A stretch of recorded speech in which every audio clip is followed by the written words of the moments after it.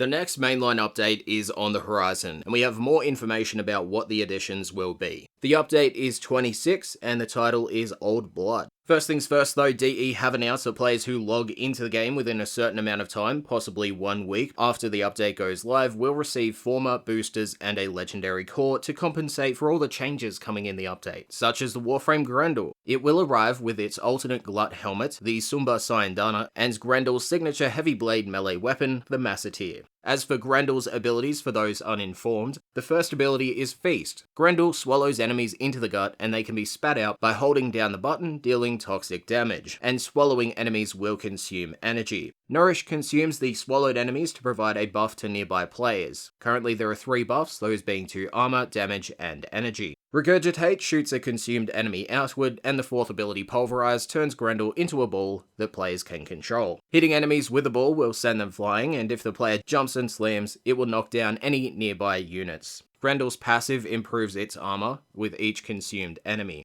As for Grendel's acquisition, it will be tied to the Arbitration vendor, where we'll have to buy keys with Vitus Essence, and then complete a challenge mission, where upon completion of that mission, we will get a guaranteed part for Grendel. The Kuva Lich Nemesis System will also be released. Each of the Liches that we will fight will be generated based on the Warframe you have equipped. A Lich will influence a portion of the star chart, and we will have to clear this influence. The Lich will steal portions of our rewards, but once we kill it, those rewards will be returned to us. In order to kill our Lich, we will need to use the Parazon, aka the Assassin's Creed-like hacking blade we've seen before, to use immortal mods in a combination that makes up the kill phrase for our specific Lich. And if we don't want to kill our Lich, we can convert it to a teammate and it will pop up in mission randomly to help us. Either way, if we convert one or kill it, another will be generated. Liches will have unique weapons to them that have innate status effects on them that players can acquire upon killing them. Mastery will only be granted per weapon type rather than per weapon, so you won't just be able to farm mastery from these units. If you can't kill a Lich, they'll also be able to execute a custom finisher on us that will apparently reset the field. As for the Parazon, it will also be used for hacking panels, reviving teammates, and capturing targets.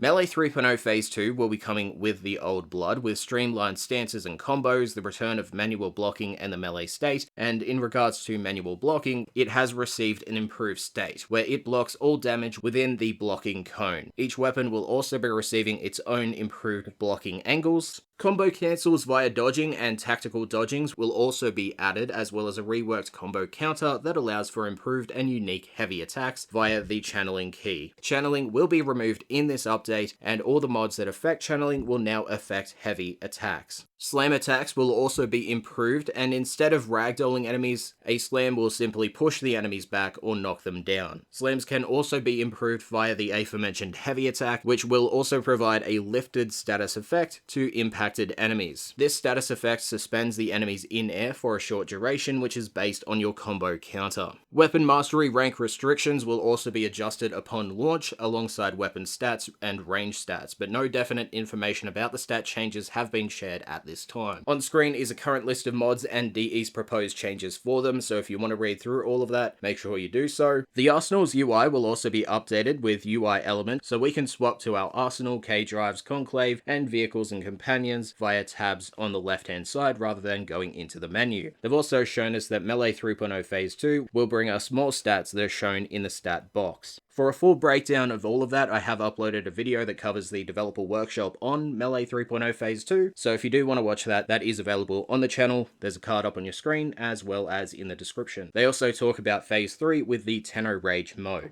Vauban and Ember's reworks will be coming in the Old Blood as well. For a quick recap, Ember's new passive will increase her ability strength based on how many nearby enemies are on fire.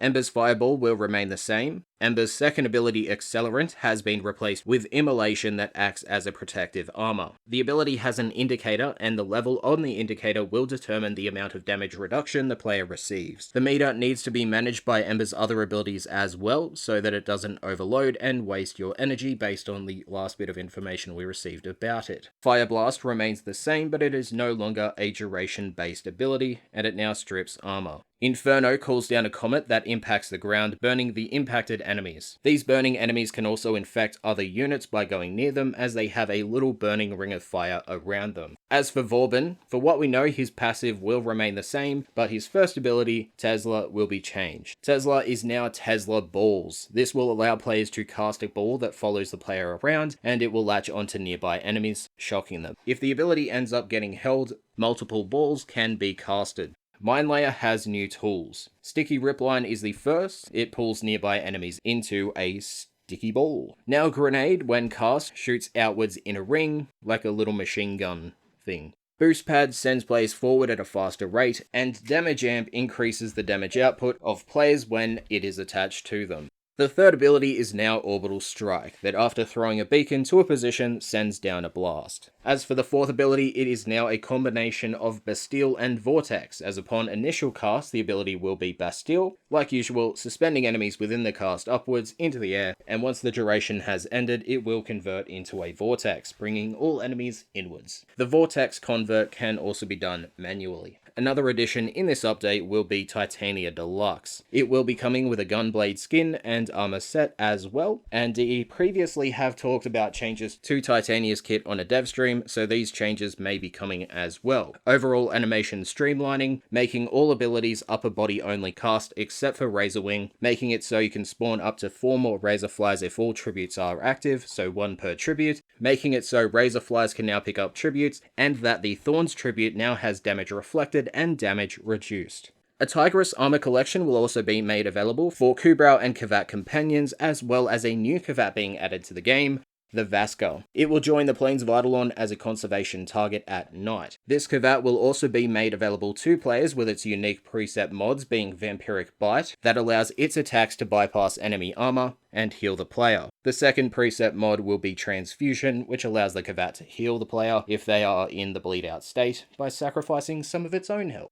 Primary and secondary weapon Exilus slots will be made available for utility mods, and DE has stated these are Pexilus mod slots, so we may need a new adapter to unlock it. A short list was given by Rebecca on a dev stream, where she said the utility mods are those for stability, ammo, silencing, zoom, and aim glide. 3 more config slots will be made available for appearance and modding, but of course you will have to pay for it. The I-10 sculpture that has been sitting in Cetus for a couple of years now will also be added to the game, and it will be sold at the Arbitration vendor. Getting close to the end of the information we have, 2 more Prex cards will be added to the Leverian, so we'll probably get more Leverian exhibits for Atlas and Grendel, as those are the 2 cards that we have seen. Markers for dropped Arbitration Vitus Essence might also be a part of the mainline, according to a Reddit post by Rebecca, but we will have to wait and see if this was added into the game with this update. Now that is all we know about update 26, the Old Blood, and as usual, once the update goes live, I'll have a patch note video going over all the changes, additions, and fixes. So that's it, thanks for watching, bye.